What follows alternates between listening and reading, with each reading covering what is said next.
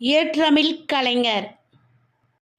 மலேசிய மண்ணில் சுபாஷ் சந்திர போஸின் இந்திய தேசிய இராணுவத்தைச் சேர்ந்த தமிழ்நாட்டு வீரர் மலையா கணபதி என்பவர் ஆங்கிலேயரால் தூக்கிலிடப்பட்டு இறந்ததை அறிந்த கலைஞர் கயிற்றில் தொங்கிய கணபதி என்ற சிறிய கட்டுரை நூலை எழுதியபோது அவருக்கு வயது 22.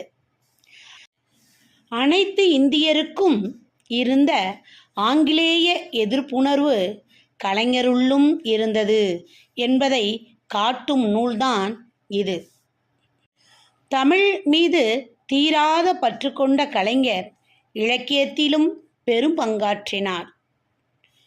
நளாயினி, சித்தார்த்தன் சிலை, சந்தனக் கிண்ணம், தாய்மை, புகழேந்தி, அணில் குஞ்சு உள்ளிட்ட பல சிறுகதைகளையும், ரோமாபுரி பாண்டியன், பொன்னர் சங்கர், தென்பாண்டி சிங்கம், ஒரே இரத்தம் உள்ளிட்ட புதினங்களையும் எழுதியுள்ளார்.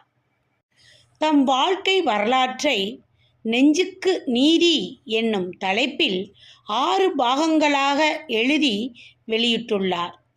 புனைவுகளில் மட்டும் அல்லாது நம் தமிழ் ஆர்வம் காரணமாக பழந்தமிழ் இலக்கியங்களுக்கும் அவர் உரை எழுதியுள்ளார். அவற்றுள் சங்கத்தமிழ், குறளோவியம், தொல்காப்பியப் பூங்கா ஆகியவை குறிப்பிடத்தக்கவை. இலக்கண நூலுக்கு இலக்கியச் சுவை தோன்றுமாறு அமைந்த புதுமை நூலே கலைஞரின் தொல்காப்பியப் பூங்கா.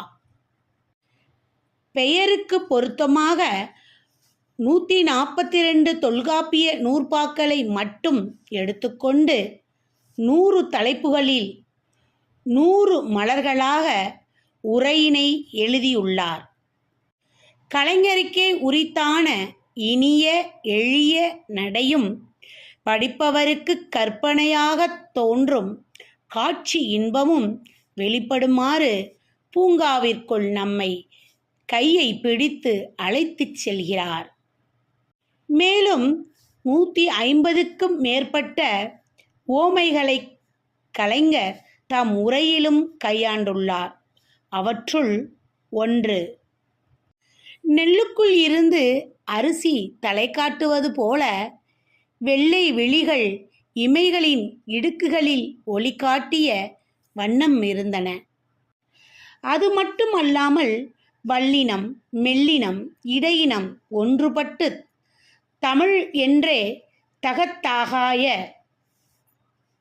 ஒளி பரப்பிடும்போது தமிழர்கள் பல கூறுகளாக பிளவுபட்டு பாழ்பட்டு கிடப்பது நியாயந்தானா என எழுத்துக்களின் ஒற்றுமையை கூற வந்த இடத்தில் தமிழர்கள் தமக்குள் பிளவுபட்டு இருப்பதை கூறிய விதம் கலைஞரது செம்மை மனதை சிறப்புடன் காட்டும்.